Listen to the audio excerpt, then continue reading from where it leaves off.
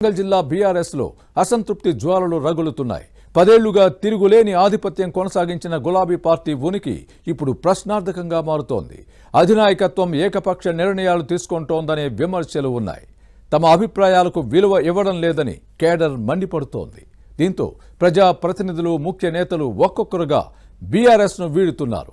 మున్సిపాలిటీల్లో సొంత పార్టీ పాలక వర్గాలపైనే అవిశ్వాస తీర్మానాలు పెడుతున్నారు.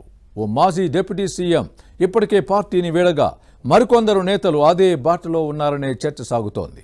ఉమ్మడి వరంగల్ జిల్లా బీఆర్ఎస్ లో చోటు చేసుకుంటున్న పరిణామాలపై ABN inside story.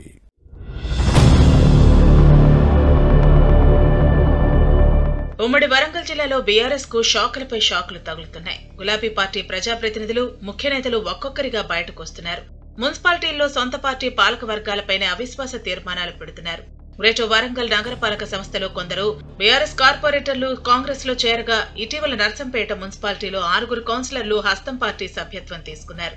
Station Ghanpur నియోజకవర్గానికి చెందిన మాజీ డిప్యూటీ సీఎం తాటికొంట రాజయ్య బీఆర్ఎస్ కు గుడ్ బై చెప్పారు. వరంగల్ పశ్చిమ నియోజకవర్గ మాజీ ఎమ్మెల్యే దాస్యం వినయ్ భాస్కర్ సోదరుడి కుమారుడు 60వ డివిజన్ కార్పొరేటర్ దాస్యం అభినవ్ భాస్కర్ పార్టీ ప్రాథమిక సభ్యత్వానికి రాజీనామా చేయడం చర్చనీయాంశమైంది.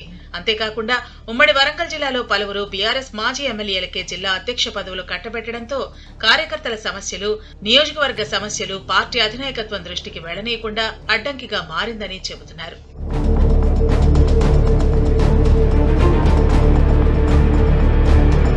గులాబీ పార్టీ అధికారంలో ఉన్నప్పుడు ఎమ్మెల్యేలే బీఆర్ఎస్ అధ్యక్షులుగా ఉన్నారు. దీంతో వారి అవినీతి, అక్రమాలపై కార్యకర్తలు గళమెత్తలేకపోయారు.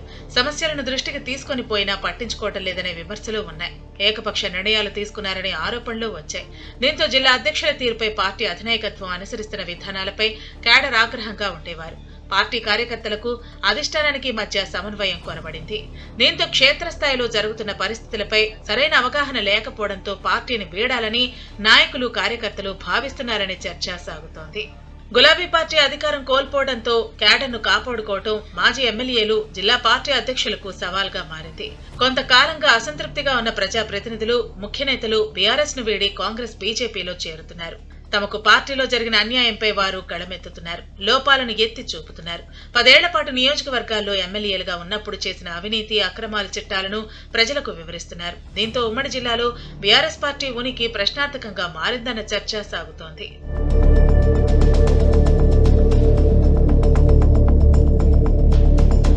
తెలంగాణ ఆవిర్భవించిన తర్వాత అసెంబ్లీ, మున్సిపల్, పంచాయతీరాజ్ ఎన్నికల్లో తిరుగులేని ఆధిపత్యాన్ని కనబరిచింది.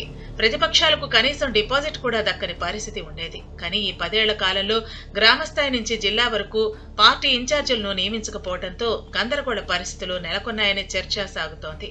పైగా కొంతకాలంగా వర్గపోరు క్రమక్రమంగా పెరుగుతూ వస్తోంది. ఇది గ్రామ స్థాయిలో మొదలై రాష్ట్ర స్థాయికి చేరింది. అయినప్పటికీ కూడా గులాబీ అధినేత కేసీఆర్ కానీ, వర్కింగ్ ప్రెసిడెంట్ కేటీఆర్ కానీ నియోజకవర్గ సమీక్షలు నిర్వహించి కార్యకర్తలను సమన్వయం చేయడంలో ఘోరంగా విఫలమయ్యారనే టాక్ ఉంది. బీఆర్ఎస్ అధికారంలో ఉన్నప్పుడు ఎమ్మెల్యేలు అహంకార పూరితంగా వ్యవహరించారనే విమర్శలు ఉన్నాయి. ప్రజా సమస్యలను పట్టించుకోలేదని చెబుతున్నారు. కార్యకర్తలను లెక్క చేయకపోవడంతోనే అసెంబ్లీ ఎన్నికల్లో ఓడించారని అంటున్నారు. పరాజయం కారణాలపై పార్టీ అధినాయకత్వం ఆత్మ పరిశీలన చేసుకోలేదంటూ కార్యకర్తలు అసంతృప్తి వ్యక్తం చేస్తున్నారనే టాక్ ఉంది. తొలుత వరంగల్ నగరానికి చెందిన పలువురు కార్పొరేటర్లు బీఆర్ఎస్ ను వీడి కాంగ్రెస్ లో చేరారు. ఆ తర్వాత నర్సంపేట, భూపాలపల్లి, మహబూబాబాద్, జనగామ మున్సిపాలిటీల కౌన్సిలర్లు హస్తం పార్టీ గూటికి వచ్చారు.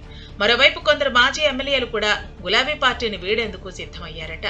ఉమ్మడి వరంగల్ జిల్లాలో కారు పార్టీ ఖాళీ అయ్యే సూచనలు కనిపిస్తున్నాయని విశ్లేషకులు అంచనా వేస్తున్నారు.